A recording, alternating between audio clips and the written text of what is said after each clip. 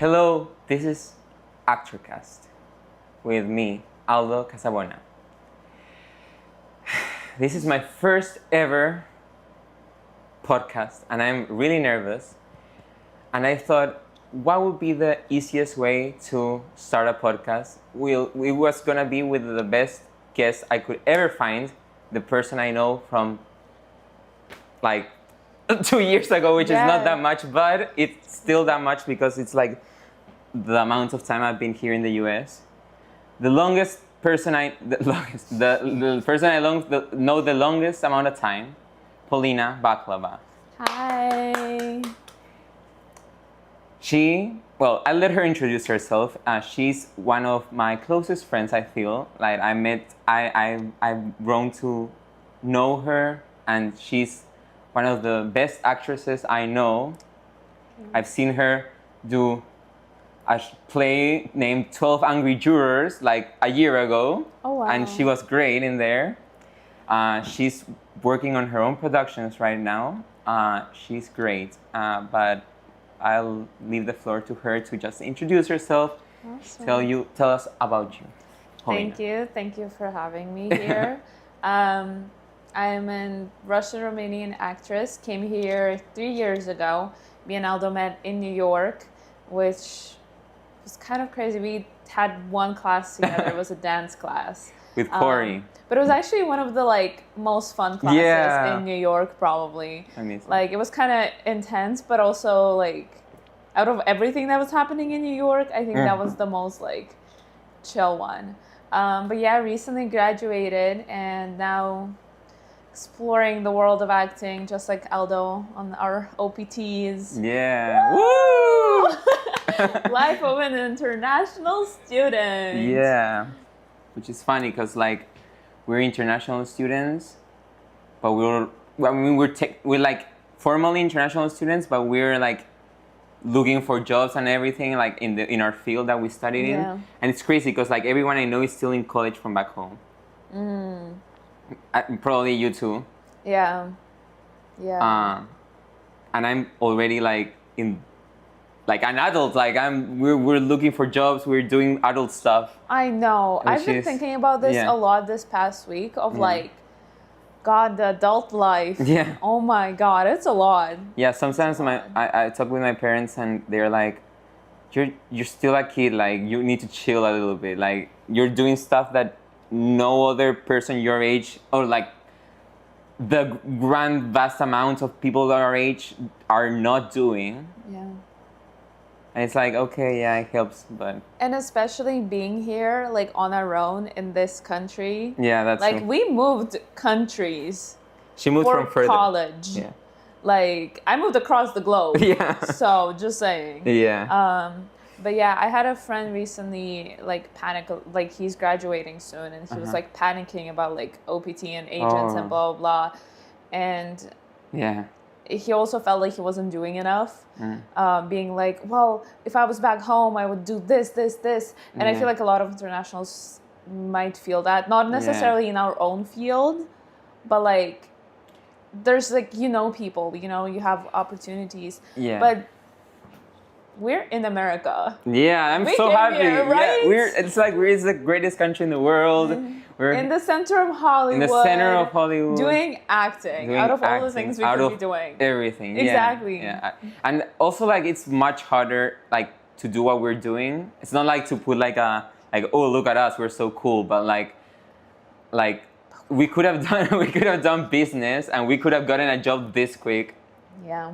Not to brag, but I feel it's much easier to get a business job than an acting job. And there are obviously hardships in every department, but it's with acting, it's not only trying to get that job, but it's the amount of rejection you're getting and just and competing with each other and the image, the visuals. It's basically you're selling yourself, not your image. Yeah. Rather than you're working for a business. You are the business. You are the business. So it's it's way different. There's no comparison basically, I think. But yeah, I'm happy that we're getting to do this. I know, right? I feel like I wouldn't trade it for anything. Would you? Do you ever feel regret? I don't feel regret, but again, this last week, it's been so overwhelming. Like, it's hard to see, I guess, people who are doing the same thing you're doing, but succeeding a little bit faster, or like just getting things you're not getting. And it's okay, like everybody takes their time, and it's like it's a different timeline for everyone, and I'm really trying to accept that right now. Yeah. But also there's the timeline, like, which is different for us, like international students. Yeah. That we have a year to accomplish, like, to get to the top, I guess. That idea for me is like crazy, because like, in one sense, I'm like, okay, we're like, if I get like the best role right now at 21, it's still gonna be like too soon. I feel like I didn't work enough to get to like the top, which is where I need to be, I guess, to stay. I don't know, but it's still like, I don't know, like there's people. I mean, getting somewhere getting stuff in 1 year is like so little. 12 months is nothing to get in acting, at least in our field. But that's why we are doing stuff ourselves, I guess. We're innovating. You're doing a project. Tell us about your project that you're doing. Me and my friends, a couple of us, we decided our semester before graduating that we want to make a short film. And so we were like, okay, let's do this. And we shot it over the span of like half of 8 semesters. So when was that? Like April to May. Edited before June, and now we're submitting it for festivals. It's called Ripples, and it's a thriller, thriller adventure movie, short film about this group of kids who are like, it's end of school, so they decide to go out to a country house to like basically celebrate, and they got this new friend, and everyone's like super jazzed, it's super fun. There's like a little bit drama, a little bit of a love triangle happening. We got some real cute couple there as well. Like, we love it. It's like Stan. But then things kind of go south from there, because not everyone is the way they seem from the beginning. Oh, wow. And so it like unravels. Yeah. And it was really fun shooting it. It's a short film? Yeah, it's a short film. It's, I think, like about 25 minutes. Oh, wow. So, yeah, worked really hard on it. I was a director on it, director, co-producer. Did you write it too? Yeah. Co-writer, co-producer, everything. Co-director. What else did I do? I was on lights. I was ADing. Yeah. Wow. We did crafty. Oh, really? Yeah. Oh, wow. It was like it was a lot, but it was we didn't pay our actors. Right. No offense, but No, but it's like struggling students. Yeah, struggling students. Yeah. So we did all of that, and now we're submitting for festivals, which are like a lot of horror festivals that are starting in October. It's great because we're in like the Halloween spooky era. Yeah, exactly. I mean era, like I would say month, I guess. Yeah. So it's like perfect for submitting right now. Yeah, but we're really excited about it. It was really fun working on it. We got stunts in there. Oh, we really? We got a bottle breaking against someone's head. Wow. Did you Spoiler. have Can you tell me if you actually had like a stunt coordinator or something? The thing is, because we are all very like well versed. Right. We were like, okay, who can do what? Yeah. And one of our actors / co-writer, co-producer, Trevor Fickner, he went to the Hushin School, which is the one in downtown LA that AMDA like absorbed. And they got a little more training. Like, he had intimacy training. He also is way more experienced with stage combat. So he was like our fight choreographer. Right, okay. Our intimacy choreographer. So. Okay, gotcha. So you basically then you do have something. Yeah, it's not we definitely were like, okay guys, we gotta keep this safe. We had a bunch of like pool scenes. But also you can't like hire anyone because like no. with which it was also whose the money? thing is like we had kind of restrictions because of the place we were filming at. It's somebody's private property, and because we didn't want too many like people we don't know, we don't trust. It was like a small crew. It was 9 of us in total. We had 6 actors, and then Laura was our cameraman, director. She's basically in charge of everything. Love Laura. And me, and then Hallie Furlong as well, doing like, it was 3 of us crew basically. Right. Yeah. And you did this during your 8th semester, you said? Yeah. So, okay, so, and it's like, did it end up like, because I know you had probably your night classes and everything. So how did you manage your schedule and everything? Yeah, that was a lot because I was also in the play that semester, The House of Bernardo Alba. Okay. But we wrote most of it over the break between the 7th and the 8th semester. And then we were editing beginning of the semester. And then in between of like capstone classes and all of that, me and Laura would meet up and think about like shots we want to do.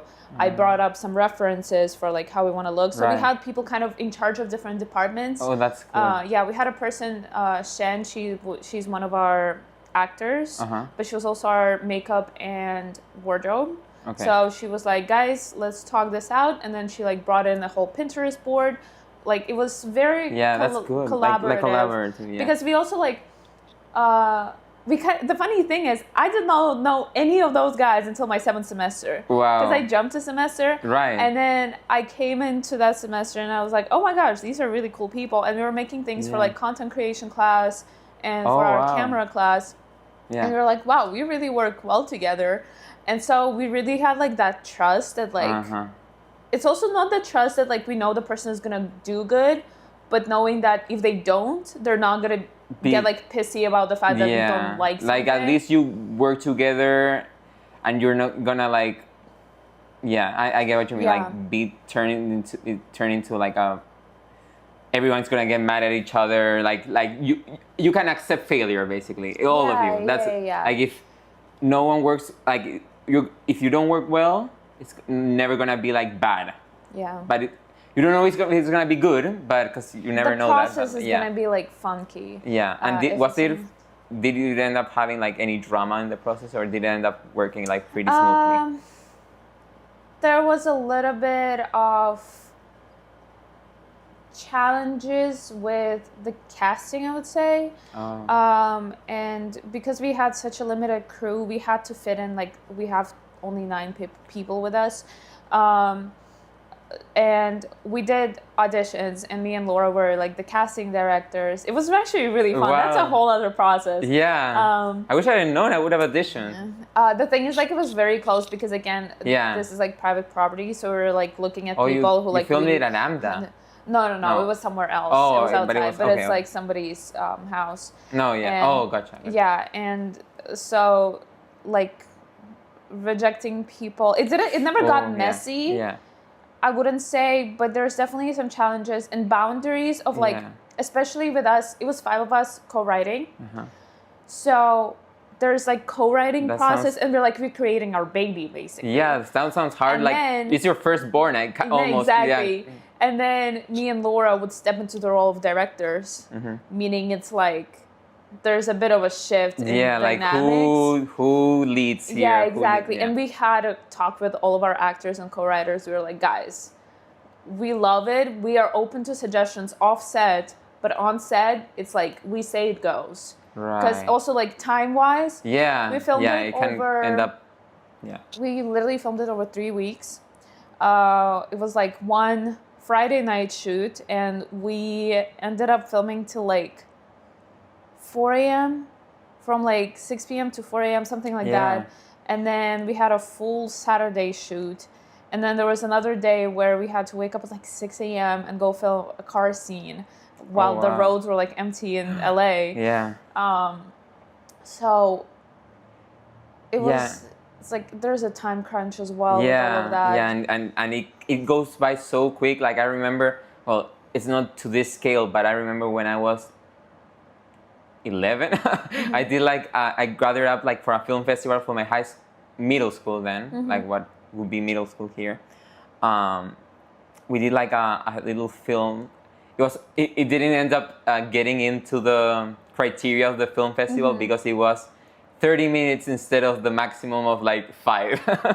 So we couldn't end up showing it. But I was really like, it taught me a lot in terms of, because I directed too then. I was really young, so it was much different, like where am I now compared to where I was then. But like time flew by so quickly, and like of course people had like to get driven by to the spots from their parents. Like, they couldn't manage their own schedule, and time flew by so quickly. And like, for example, if you have a day shoot, an afternoon shoot, you have to film like this quick, and and you think like, okay, 5 hours, okay, we can do this in 5 hours, but it takes time, it's slow, and you want to get new shots and everything. So I bet you had like that issue too. I feel like it's very important. Did you have an AD for that, or was it like you directing? No, it was like I didn't know anything about this. That's valid. You were 10, so like it makes sense. Yeah. But I was, I don't know, like, of course I've learned a lot, like, and now I'm with Central Casting. I don't know if you know what that is. Yeah, you know. Okay. So now I'm learning from like in like big productions, but like, and knowing like that it takes so long, it's like, it makes me, I love learning about the industry like from within, because one thing is like studying from, and like having teachers, being in college for acting, and like being told that, oh, the industry is not gonna wait for you and all of this stuff, but another thing is like living it, of course, and you learn a lot from like those experiences. And I think you should, I recommend Central Casting to everyone right now that I meet and that I know. I know you're probably a little busy right now because you are having another job apart. Yeah. But I've been mainly on Actors Access. Yeah. I did, like, I keep remembering about Central Casting. Yeah, not casting networks, I mean. No, Central the Casting, because I know, yeah. Okay. And I know, like, I remember about it from, like, first semester, I think. Oh, they told you about it? Like I even knew it from home. Okay, like, I don't know, but like I heard about it. Yeah, it's like apparently it's something I didn't know about it till this year. So. Oh, I see. Yeah. But I keep forgetting to like sign up. Yeah. And I know I should, because like they also pay well, because it's like bigger projects. Right. But and they do overtime when it's a crazy world to get into. Like at first you were like, we're treated like peasants, and then you're like, okay, like you get used to it, I guess. Yeah. But I like it. It's what's kept me with a little bit of money, I guess, in this time where I haven't had any auditions. How has it been for you? Because like, how long has it been since your OPT started? Because you were December, so it's ending this December. I see. So I need to apply for like the next step right now, like soon. How do you feel overall about like your process post grad? Like. I don't know. I mean, honestly, I'm like kind of like whatever happens. Like that's the mentality I have. Like I have I'm still like, okay, whatever. If it doesn't work here, I'm still like, it's what God intended, I guess. Like I could who knows, maybe open a studio back home. I don't know, or maybe like. Because I was talking to someone at Central Casting that because you meet a lot of people like that are doing the same thing as that you are doing. I was talking to someone that she said like that she's from Israel, I think, and she told me how like she had 2 friends. One of them had a lot to like show, like a lot of paper, were like, oh, I did this, I did that, I did this production, I start here, and she had another friend who didn't have like almost nothing, like she had nothing, and the person who had nothing got the O1, and the person who had like everything didn't get the O1. So maybe it's a little more random, I don't know. So I'm like, okay, I have my stuff that I've done, and I'll keep applying, I'll keep auditioning and stuff. and if not, I still have like something to go back to, which is good because many people maybe think that this is their only like option and they're like set on that, and they, which, I mean, you do you to them, I guess, but I guess, I don't know, is it for you like you, if you don't get the O1 or whatever? No, you see, that's something also I've been thinking about recently since starting OPT, because you like, especially being at AMDA, all of them, not all, excuse me, but a lot of international students come to America being like, America is the dream. Yeah. I have to make it, like I have to get Oscars, I have to like, Right. you know, they have this drive to like become famous. And because both, also, my two Russian-speaking friends, Dina is my roommate, she's Ukrainian, and then I have another friend, Julia, who is from Russia. Both of them were like, I've been listening to like and consuming American media since I was a kid. For me, that wasn't really the case. And being surrounded by people who are driven by like similar Hollywood, ideas, it seems to me like I'm supposed to be doing that.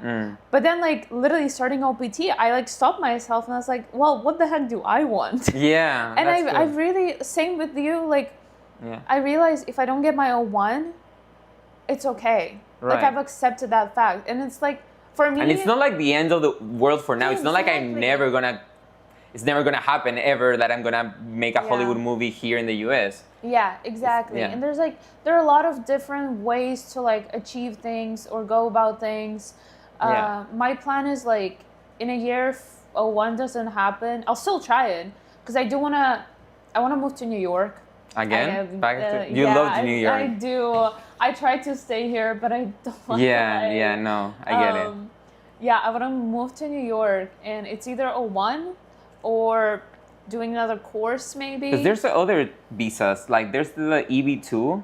Yeah, but that's like, you see, God, this process is so hard. Yeah. Because, by the way, for people who don't know, O1 visa, you have to have to be like extraordinary. And it's an artist visa. Yeah, it's an artist visa, basically like extraordinary talent visa, which means you have, for actors, have to be like walking red carpets. You have to have articles. You have to like, you have to be like basically already a movie star, and you get a year to do that. And by the way, it costs $6,000 to apply for O1. Oh, really? I forgot about that. I thought it was 600.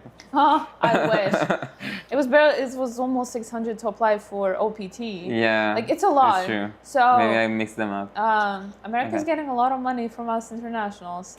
Yeah. But okay. Also, like, not to bring politics into this, but it's very inconsistent right now with what's happening like everywhere in the world, but even America towards like internationals, they changed some visa regulations for HB1, which is like science and technology. Right, and but stuff. We're not even.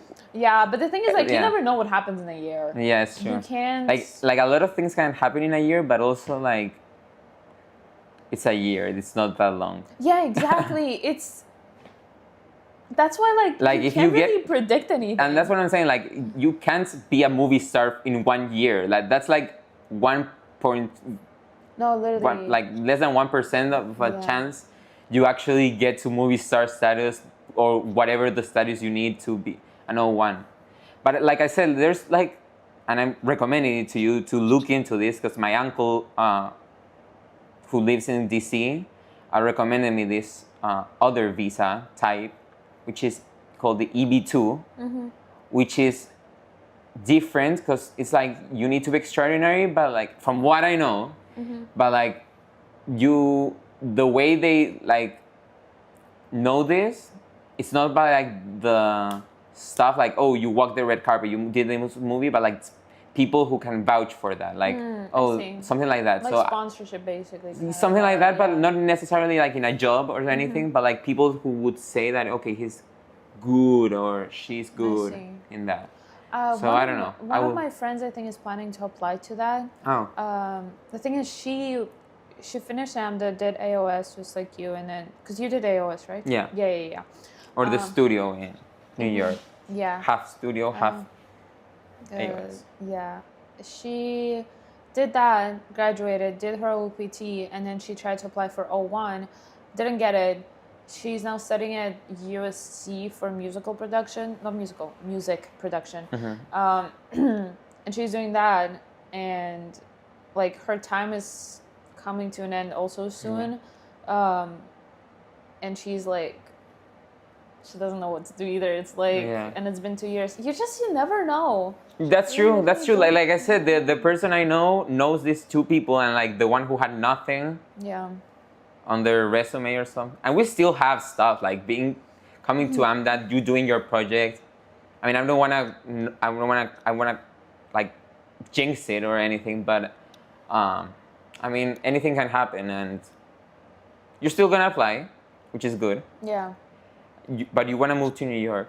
I want to, yeah. You like New York more? I want to try it. Yeah. Because, like, I've been there for, 4 months? Yeah, that's that not that much, that's true. And I enjoyed my time there. I think I was thriving. Best time of my life. Yeah, But it's also, like, because I don't really want to do the whole, like, Hollywood star thing. Yeah. I mean, if it happens naturally, sure. Yeah. But, like, it's not I'm not ready to, like, smack people down to get wrong, you know? Yeah. It's like, I don't think I have a drive for that. I want to, like, create art. Yeah, didn't you tell me that you liked, like, when we lived in New York, that you really enjoyed the Shakespeare in the Park stuff, like doing, like, you would do that, like, theater in that sense? I love theater. Yeah. I genuinely think, like, with acting, especially in America, it's like everyone keeps saying like, oh, you're entering the entertainment business. And I've always viewed acting, because like most of us come from like theater background. I view acting as like art. And I want it to be like, you share yourself and the stories with the world, and it's like a collaborative experience where people gain something from your craft. And what I don't like about the industry, and something that like doesn't resonate with me, is how much it is about entertainment, and that's just not my type of like. Yeah, like the sequels, the doing. Yeah, and it's like stuff it's fun, but like verticals, right? Yeah. I did one in the beginning of my OPT, so like August, and it's a great set. Like it's genuinely a great, like you said, like it's great to be on set. Yeah. But I'm doing it, and I'm like, I'm acting. Sure, like I'm still acting, but it's not the type of acting I want to do, because it's not even storytelling at this point. You're just like, you're playing for someone to sit there and scroll for like 2 seconds. It's almost like, I don't know, it feels like porn. I don't know. Right? It feels like the titles, first of all, are like, yeah, that's insane. So weird. And not like the atmosphere, like every time you go there, like at least I've done 2 like as very small roles, and like everyone's really nice. It's like a small crew, but like the product, like it's like not that this matters as much, but like this is an indication of how it's viewed. Yeah. But like everyone mocks verticals. Like now it's like they're becoming like more mainstream here in the US, more than, I don't know, like I've seen people reacting to verticals, and they're like, what is this? Yeah. The thing is, like, this TikTok show, because that's how they called it. A couple of things.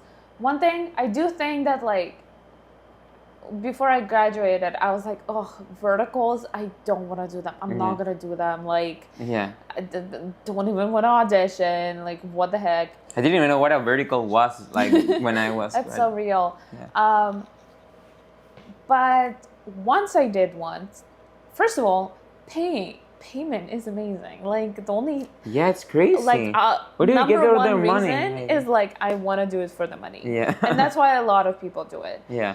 But also, like, genuinely, the sets are pretty good. Like, one of our DPs, director of photography, she was Emmy nominated for a documentary. Oh, wow. So, like, because the industry is kind of, like, flat right now, and not a lot of different people are getting hired. Yeah.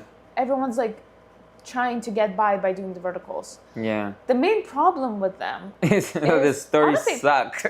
it's the story. I've seen though, like I did an alpha one. Oh, so one like of those. werewolves. Yeah, I had to like roar. It was. Where you were one of the werewolves? Yeah. I want to see that. No. Is it anywhere? Yeah, it is. Can we see You're it? not gonna see that. Okay, It's okay. It's okay. Okay. But yeah, and the actresses on that though, like they ate.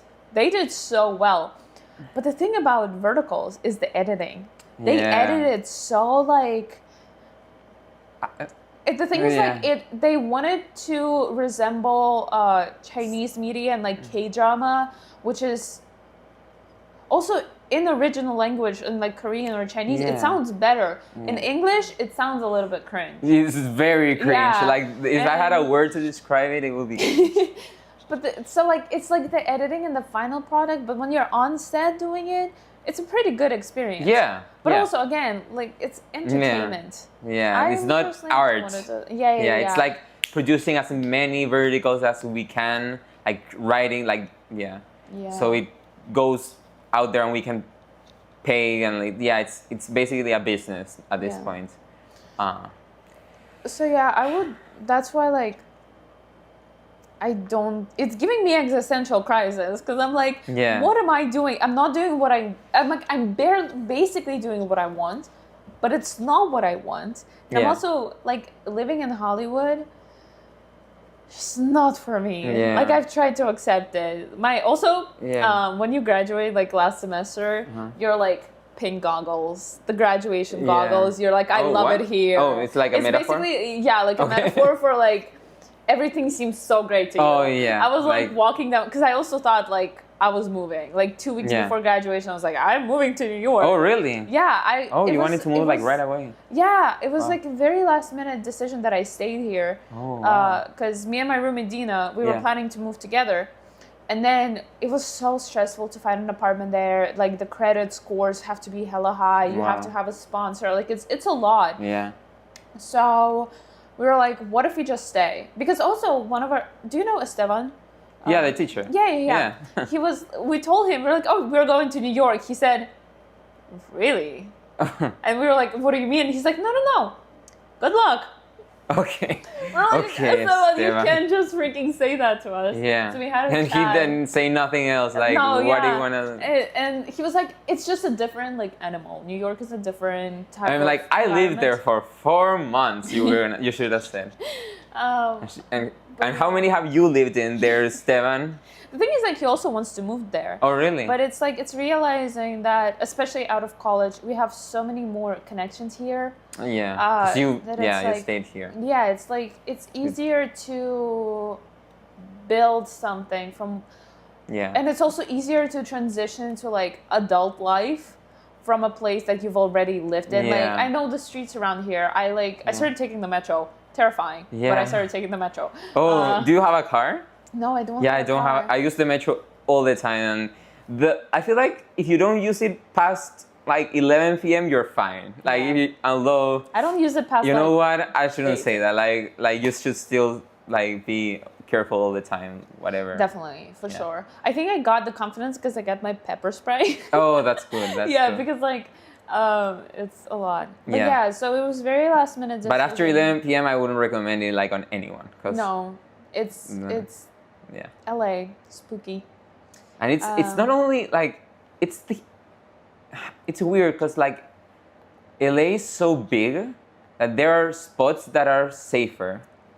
Yeah. From what I've seen, and they're like different atmosphere. Like we live in like LA is big, but I guess Hollywood is like the most scary place that you could ever be in. But I think it's not even the worst. Like there's definitely an area I don't know which one. There's like areas in downtown that are also like shady as heck. Yeah. But the thing is like New York is the same as well. Yeah, it's true. Like so lower Manhattan, so chill. Like you'll be fine most places. But then like you go above Central Park into like Queens and wow, yeah. Yeah, it's like it's different. it's kind of like all of America. Yeah. Honestly, most places are like big that. cities. Yeah. Big cities. Yeah, if it wasn't for Hollywood being here and all of the things that we're trying to build and everything, I feel like I would love to live in a more like whatever, a beach, like a countryside, whatever, like not this like city atmosphere, which I loved back home in Chile. I love living like in the city and having everything close by, but like here it's like it's way different. It's too much. Yeah, but yeah, graduating, I was like, oh my gosh, like I'm gonna I'll miss the street. I'll miss like this tree, like the rooftop I go to, whatever. And then a month passed in my OPT, and I'm just sitting on my bed looking out of the window, and I hear like a homeless person screaming bloody murder, and I'm like, okay, maybe this is not the place for me. And like I love Europe. Like for me, that's just like the nature there is so much better. I love architecture. And again, one thing I've realized for myself and accepted is that like in a year, if it doesn't happen here, I'm moving to Europe. I'm moving, like I'll try London. London National Theatre, dream. Oh my God. Have you been there? I had an audition for a college back in 2021, 2022. Oh, before coming here. Yeah. And I went to London on my own, which was actually my first solo trip. Oh, really? So it's like, it really like... You never forget those. Yeah, exactly. Like, it left a little mark on me. Yeah. But I did go see a production in National Theatre, one of my favorite productions. There's a role, actually. The production was Small Island. And there's a role of Queen or Queenie, I think. I was like, that's me. I want to do that. Yeah. Like one of my dream roles is to be her, or like really. Yeah, but she had this like powerful monologue. The way she did it was like amazing, and National Theatre has that art. They have they tell stories. They tell like important stuff. They influence, and like there's a whole website. It's basically like watching history. Like I don't know. They have like a website where you can like get a subscription. Yeah. Yeah, it's genuinely my dream is to be on National Theatre stage. Yeah. So. Yeah, and that's It's hella hard, especially in London. It's like here my accent is a problem. There it's like I'm more Americanized now, so I'll go there. That's gonna be an issue. I don't know. I feel like you have lots of options, and what I like think is that if nothing works, like I could go to Spain maybe and like try there because I love like Spain TV shows. I mean they're really intense, I guess. Yeah. But I don't know if you watched any.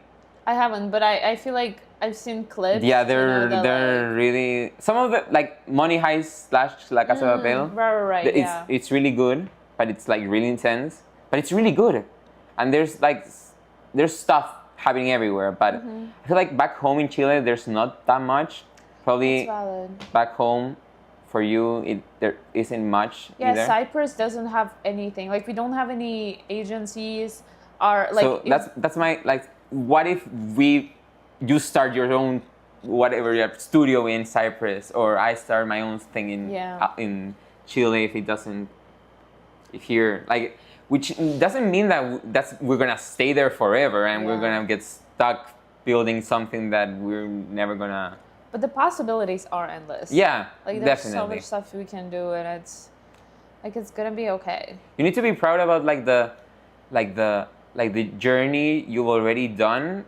I feel like it's already have been worth it to have come here. Like maybe we're not where we want to be right now at this moment, but like everything you've done, I feel like you must be proud of yourself. And because like coming to AMDA, coming to like everything you've done till now in the US has been a big advancement in your career, your personal life, your like everything. You've met new people, and I feel like that's something that I always forget, but we always need to keep in mind that like look back and think of everything that we've accomplished, because like if you think back like 3 years ago, maybe when you were back in Cyprus, I guess. I feel like I've grown so much ever since coming here. Yeah. Absolutely. And you've lived like in both, like in 2 states on 2 different sides a year of in New US. York and more than a year in LA. So like, it's. But for you too, like coming here alone from across the globe, it's something like I feel like, I mean, that's what I try to tell myself. Like everyone would be wanting to hire you back home for everything that you've done here. I feel like it's definitely maybe not as a actress because like there's not much there, but like you should feel proud about like everything you've done. Yeah, there's a degree in acting is sort of useless. Like, let's be so for real.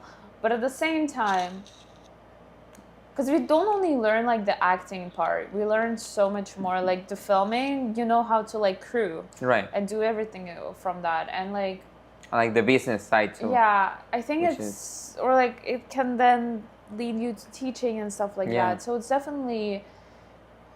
Because you got the BFA, you can basically do that. Yeah, I'm pretty sure. I think. I hope. That's what I was told. Corey, the dance teacher, told me that I was on. Was he the one who told me that? I think asking like, I wanna teach here at AMDA. He was like,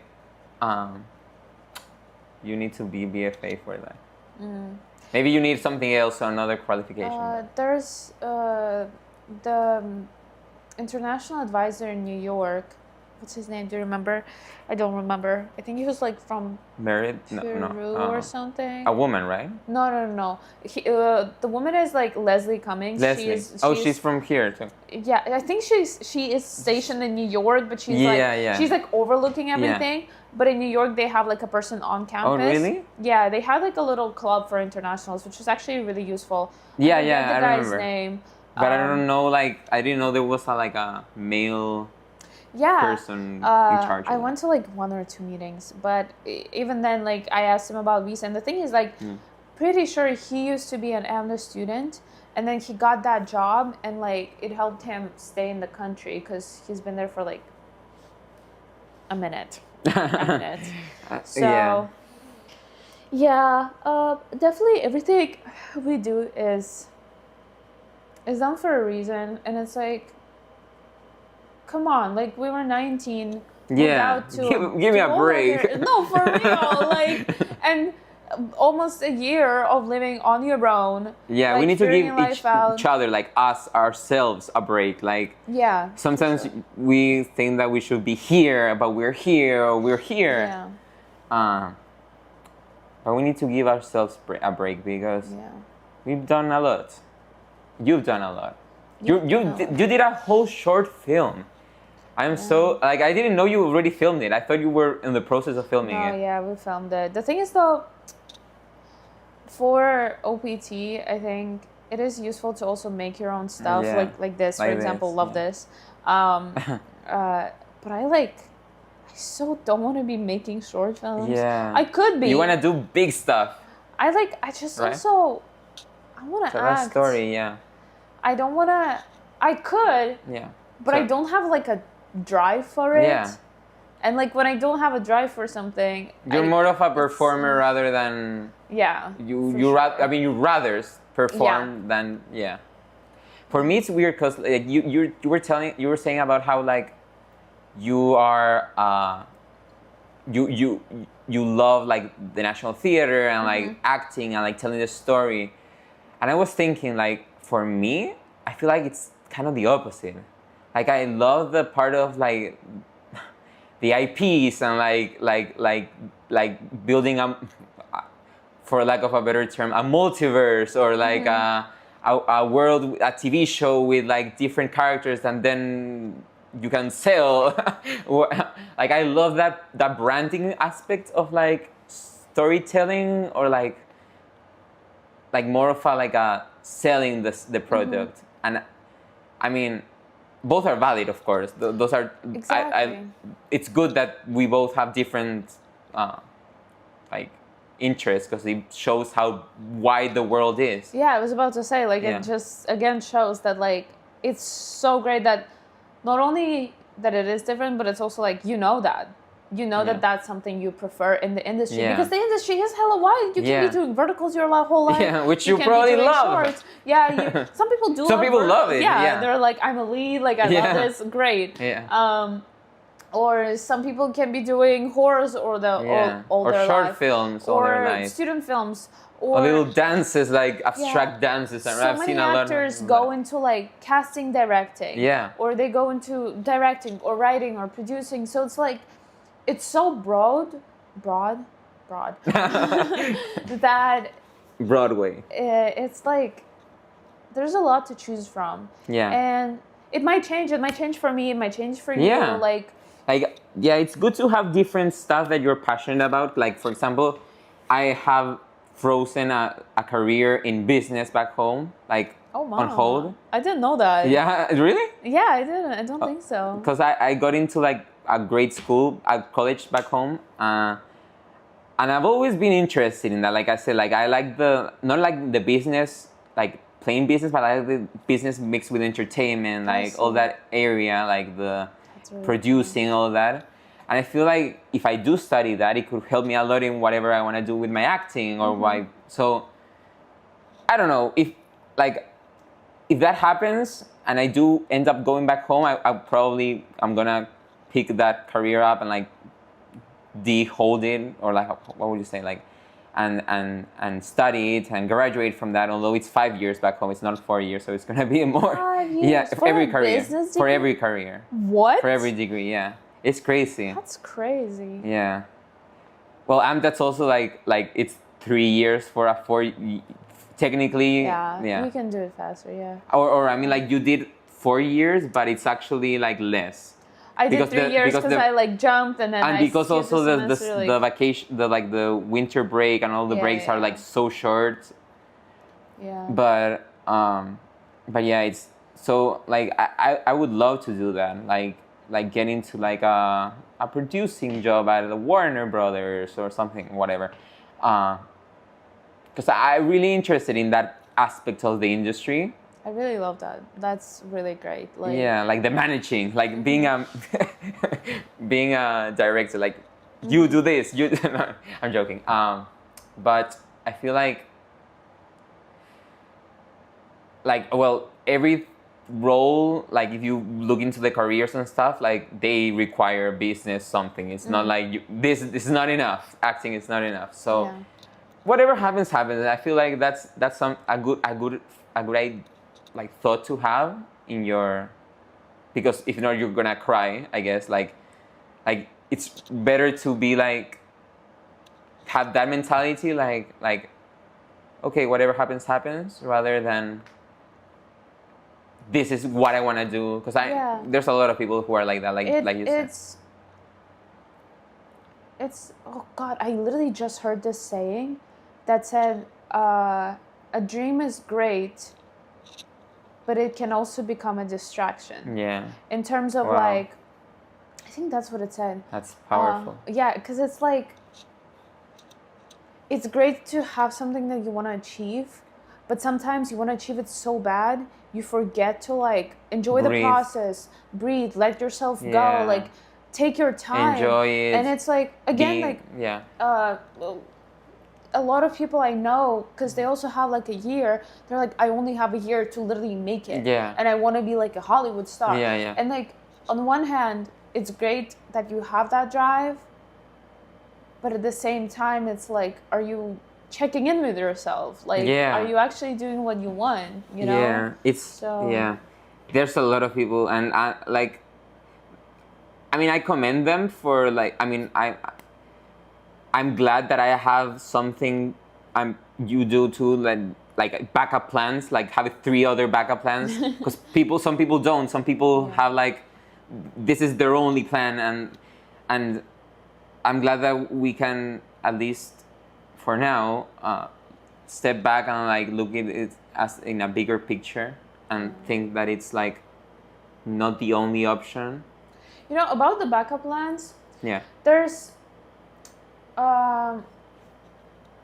this like notion that if you have a backup plan, you're not fully committed to what you like want in the first yeah, place. I've heard that. And I felt it's that. valid.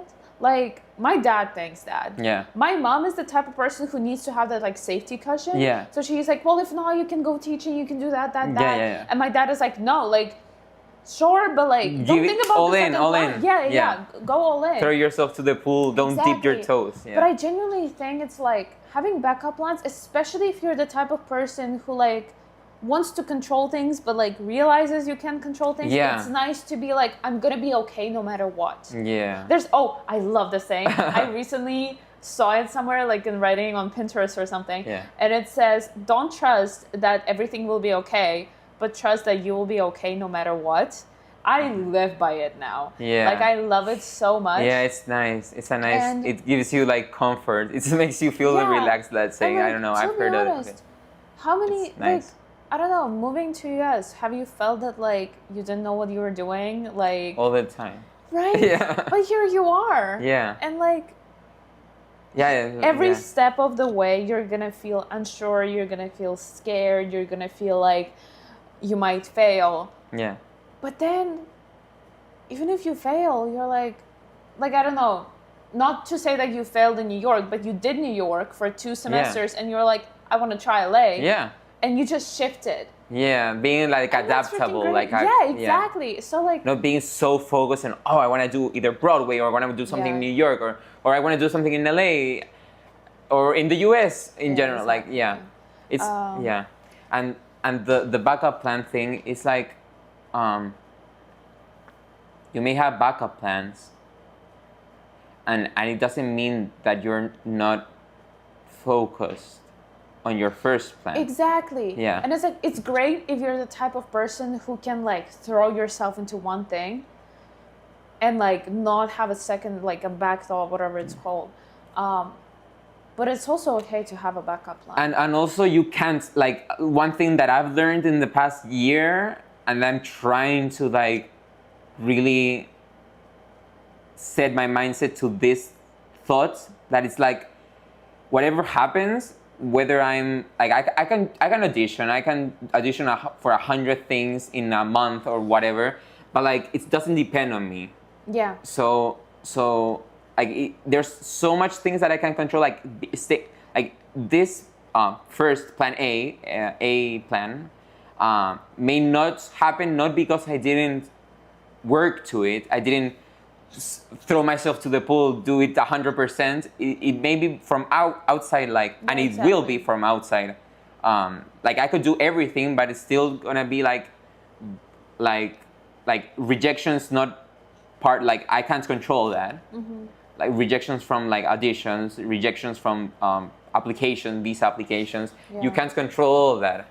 You can just like submit it. You can just submit the audition, go to the audition, do it, and that's. We should be happy with only that, but I don't know why. Like maybe it's the human condition of like we need to control stuff that isn't under our control. Yeah, you want to feel like safe and know that like you're doing the right thing, but especially in this industry there is no right thing. Yeah. And like you said, it's literally doing the best you can every single day. Yeah. There's another thing about that, like the best thing is doesn't necessarily mean like doing the same 100%, but like doing the 100% of that day.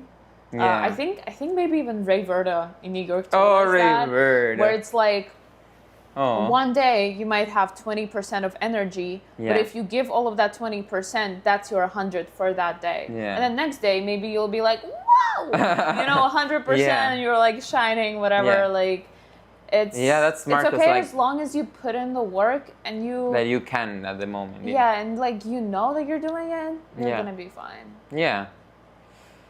Like, yeah, that's amazing. Well, let me see how much we get. Let me see. Okay. Is there anything else that you want to talk about? Anything coming up that we didn't even talk about your job that I was so interested in asking about, your Universal job. Universal it's a survival job. Yeah. I'm not even gonna lie. I do character escorts, production assistants. Basically, like I take the characters from like behind and I bring them out for photo ops. Right. And I just basically ensure their safety. Yeah. Right now it's HHN season, horror nights. So I've been doing a couple of that, but I'm not like consistent because I'm a new hire. Yeah. They're very... Universal is generous in some ways, but in some ways it could be better. Like I can't drop a shift. I have to trade it, but I have to like communicate with the people I work with how to trade it, and I can't just pick up a random shift. I have to trade it. Yeah, apparently that's the same way in the Pantages. Like I haven't gotten my application back, if I'm getting it or not, but like from the meeting I went to, it's probably like the same way. Like it is the same way. Like you can't just cancel a shift or something. You have to trade it. Yeah, I think I'm used to like working in the library at AMDA where it was way more flexible. Yeah, I loved it. And the thing is, like, it works out, but it's like it is a survival job. But I'm enjoying it a lot because I barely do anything. And it's like it's Universal. It's very close. It's close. It's fun. I get to work in the theme park every day. That's so fun. Right? Like I feel like you get to see them probably like the characters or whatever, like the backstage areas and stuff. That sounds so cool. So and you get paid. That's good. Yeah. And yeah, I mean that's fun. Yesterday I was talking to this guy. He was like, "Yeah, I got a degree in film production. Oh, really? I want to do stilts for Universal, so I want to be on stilts." Stilts, like the ones that. Yeah. He want to be a performer like that, but he was like, in a year though, I do want to film a passion project and film a short film. Then I met this girl who's a makeup artist. So also a lot of people at Universal are creators. That work there. Yeah. Oh wow, definitely. I bet. And like they're all PAs, the same thing I do. We're all like doing everything. Yeah. I met this girl who's DJing, and she's also into like a bit of film production. What's funny is that if you would have worked last season on Halloween Horror Nights, you would have probably escorted Mary. I know. I know. She worked as the bride of Frankenstein. Bride of Frankenstein. That's fun. But yeah, I also get to chat with a lot of actors who are there. Everyone's most people are super sweet. Yeah, but getting that experience is also something that you're never gonna forget. Sometimes I have to clock myself to be like, girl, I visited Universal when I was like 9 with my family. Oh, this one? Yeah. Okay. Like they didn't have the Harry Potter world back then yet. Wow. They had like everything was way different. Yeah. And I was just walking through the park early in the morning once, and I was like, who would have thought? Yeah. I visited this as a kid. I visited America being like, oh my God, America. Yeah, like I live here. I work here. Yeah. What? Yeah, it's like you become like bigger and bigger. Like maybe you're not like you're not the ruler of the world, but like I get that. Like the fact that you saw the world as such a big place, and moving to a different country as such a big place, and now you're doing it. You're like. It makes you take like ownership and control of your space. Like this is me. Here I am, and I'm glad that you felt that, because it's like I feel that like a lot lately. Or try to. It's something that you have to get used to, like that thought coming in. Like it's not something that comes naturally, but when it comes, it's like so nice to know that you're doing stuff. And you're here, and like feeling proud of yourself. Exactly. Is something that doesn't come easy, but like when it does, it's good. So I'm glad. And sometimes you really do have to like stop yourself and be like, because again, this last week I've been like, I'm not doing enough. I like not putting enough work into my auditions, or I'm not getting shifts at the work. So how am I gonna pay rent next month? Because I'm really trying to become independent from my parents. Yeah. So I really, really want to be making like money to cover my rent at least. Yeah. And like you rush, like the negative thoughts definitely come easier. Yeah. And they like rush over you and you get overwhelmed. But it's important to really stop and be like, first of all, I have a job. Yeah. Like, so many people I know who graduated don't have a job. So many people I know are not auditioning. Like, we graduated together and they're like, either they had to go back home or they decided to take a break or like someone's just. And you're not international too, like that puts more boundaries, and you have jobs that some people don't. So it's really you really gotta like stop yourself and be like I'm doing good. Yeah. Like pat yourself. Sleep boots. Yeah, exactly. That's nice. So your plans for the next few months are keep doing what you're doing, right? Yeah, like, I'm trying to. I want to start putting a little more work into my auditions, even for verticals, because I really want to book them. I just money. Really. And also, like sometimes you feel like, auditions are a whole other world. Like sometimes you feel like you're not putting enough work, or you didn't put enough energy, or sometimes you just don't want to put enough energy in an audition. Or self tapes are like the thing that, not auditions like in general, because the in-person auditions are much easier to get in, like feel like you're in the moment. I feel I enjoy them more. Yeah, sure. But self tapes are sometimes like I gotta get this over with just to. Yeah, exactly. I feel like that especially happens. when you get like 5-day player for a vertical. Yeah. And you're like, this is gonna pay me $100, and it's I'm probably gonna get only one of them or 0 maybe. It's 2 hours away by bus. Yeah. And you're like, I mean, I'll do it. Yeah. And it's about alphas, and you have to like growl and whatnot. Yeah. Very valid work, but like. No, I get it. So it's that's a whole other story. Like getting yourself in the mental capacity and submitting them quickly, because like I am very good at procrastinating self tapes. Like it's. And I feel like that's a reason why I usually don't get booked for them. With them, I like to think at least maybe it's just like my talent or whatever. But I doubt it. Or not the talent, but like the work or whatever they saw in me. I mean, like not only the time that I submitted it like very close to the deadline. So yeah, because I sometimes have the same thoughts, but then I see people who like submit an hour before the deadline and they book it, or like a person who submits like from this angle against like a blurry background, and it's like so maybe it's just what they're looking like exactly. what they a lot of the times again, like real quick to come back to Ripples and like the whole casting process, we got like about 23 auditions, somewhere around that. We put them up on the TV. A lot of people filmed against the gray, or they had like a black front cover, and it's like, and then we had somebody like 3 people with blue bright background, and we're like, ooh, we immediately want to click on that first. Wow. Yeah, and then we watched the auditions, and there's like, even this, like our main guy, for example, is who? Actually, it wasn't the main guy. It was the like supporting guy who's like this jock, and he thinks about himself first, and he's very like. He acts before he thinks. Okay. We had people come in. This one guy read it. For first self-tape, we loved him. We brought him in for a callback. And then I was looking at him and I'm like, he's such a rom-com actor.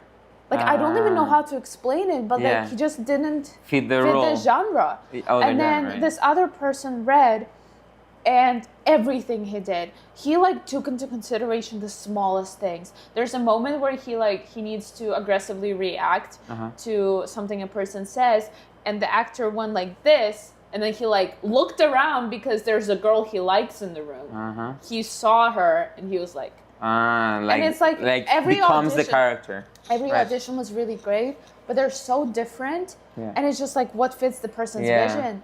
And it's insane. It's crazy because that's what teachers used to tell us, like back in college, like it's like you could do the best job, but like maybe someone fits what they're having in mind, the casting director, and you would think like, okay, yeah, sure, they're telling us that to like make us feel nice or good if we are terrible, whatever. But it's actually true. So yeah, maybe it's not even if you have talent or if you're well, if you're prepared, I guess that helps. And if you know the lines and all of that, yeah, that helps a lot. But I mean, like the deadline, like being close to the deadline rather than early, maybe that doesn't matter as much. It's just like the main thing is that maybe like it could be like the worst actor ever, but you probably still fit the role. You're gonna get it. I don't know. Yeah, exactly. It's like it's so up to some invisible forces that you really cannot control. Or the casting director, more likely. Yeah. Yeah. Because you felt more like, were you when you were casting? Did you feel more of like a, I don't know, who did you pick, or what did it come naturally for you? Like me and Laura, co-director, we sat down first and we're like, we wrote down what we want for every character, and then when we had callbacks, I was writing down notes, and then we would like show them to each other and be like, okay, let's adjust you that way. And so we did a lot of like note taking. For this one person, I think I just literally wrote down the name of the character, being like, this is it. Like, I want to see this person. Yeah. And it's just like, it really is phenomenal how like some actors just act in a different genre, or they're more comedic. Yeah. They're all valid takes. Yeah. But with the vision that you have in your mind. And it's easier then as a casting director. Yeah. There's like, again, one of our characters is this, some people would see him as like a pushover and a guy who doesn't stand up for what he believes. Okay. But me and Laura saw him as this guy who's so freaking sure of himself that he doesn't need to say anything. He will give you a look and you're gonna like settle down. And everybody who came in to read for him, they did this whole like pushover, a little bit like nerdy. And this one guy, my God, we cast him. Okay. We cast him, and he did. His self-tape, like the first one he sent in, I watched it. I had like an audible reaction. I like screamed because I was like, this is so good. This is like so on point. And then he came back for in person, and I literally was like, Laura, this is it. Like, did you submit it through like Actors Access, or did you send? No. We just like literally texted our friends. Oh, okay. But another thing is, we had another idea for a cast. So we had two casts, sort of. Because we were also trying to fit in this one actor who was like not necessarily our first choice, but because of certain circumstances, we have to put them in. Oh. So, and we looked at the two casts, and one cast with the people, we were like, people would hate all of these characters. And we could go in that direction that like, because our characters are not very likable. They're teenagers who fucked up big time. Yeah. So they could be hateable. Yeah, very much so. Yeah. And then this other cast is like more, they're not nice, but you still want to root for them. Yeah, okay. You know? Yeah. And so we were literally... That sounds a better plan. Yeah, and so we pulled out the pictures, the headshots of the actors all together, like all 6 of them, of one cast and the other. And we had like a really long talk about it, and we were like, if we could go this way, but that's not not what we want to give. Right. So, yeah. And the person that was like, the actor that was like, you had to put them for reasons. Yeah. Was he on the other cast, or was he on the cast that you ended up picking? He was on both because we were trying to. Okay. The thing is, like, we saw him better for another role if we were gonna put him in. Okay. But he wasn't comfortable playing that role. Oh. So we adjusted it to the way, like, it worked out in the end, but also for that specific role that they played, there's another actor who auditioned, and God, I loved their audition. Oh, wow. It was so good, and I felt really bad because that person, also a close friend, came up to us and was like, hey, I just want to get feedback because I want to see, like, what I can improve. Right. And I was like, you don't understand how much we loved your audition. It's like, sometimes it's not even, sometimes it's like, Nepo baby. Even for verticals, yeah, it's like already established names Yeah. that they want for leads. Yeah. It's somebody. And they're just looking for people like for possible future projects. Yeah, or sometimes. And that's it's why like, they're auditioning. Yeah. they might hire a newer actor because they don't have to pay them as much. Yeah. You know, it's like There's many there's reasons. so much stuff that goes into consideration Yeah. for casting, and as actors we will never ever know. So it really is important for us to like, you put in your 100%, you do the work, be proud of everything you do, and then just let it go. Just let it go. Like, you cannot be hung up on every single audition you do. True. Even like job applications. Oh yeah. You do your best, you submit your resume. Yeah, it's the same. Like, literally, and then it's not up to you. You don't know what the heck they're looking for. Yeah. Like, you can't fit every single box. Ever. And that's okay. Yeah. And that's okay. Yeah. You know? Because you have maybe some people say like, oh, typecasting is like bad, but like that's the truth. Sometimes there is such thing as typecasting, and there is such thing as like your venue and your like, because you know, like those types of teachers or I don't know, people in general who say like, oh, you could fit everything. You can be everything you want and be in life or in the role. You can be any role you want. Sometimes, or at least when you're starting, that's harder.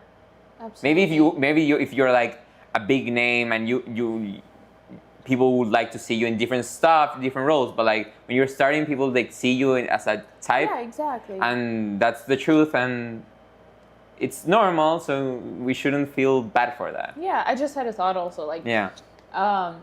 It's obvious that especially trained actors, us, like, we can play a lot of things. But sometimes even visually, like, they're actors, you will look at them and you're like, oh, you could play a vampire, and then another person you see, you're like, you're a werewolf. Yeah. And it's like, and could they do either? Sure. Acting wise. Yeah. But like visually as well, there's like different. Like maybe they have like weird teeth. Yeah, not everybody fits into period pieces. Yeah, no, yeah. Just because of like their hair. Yeah, or they're like more modern looking, but then there are some people who are like, oh my gosh, you look like you're from 1920s. Like, yeah, it's so. Much. Like also like the place you're setting your story in. Is it like in Africa? Is it in Europe? Is it in Cyprus? Is it in Brazil? I don't know. Yeah, so it's like it varies a lot now. So yeah, that's a good like note to end it in. I think like do your best. What was it?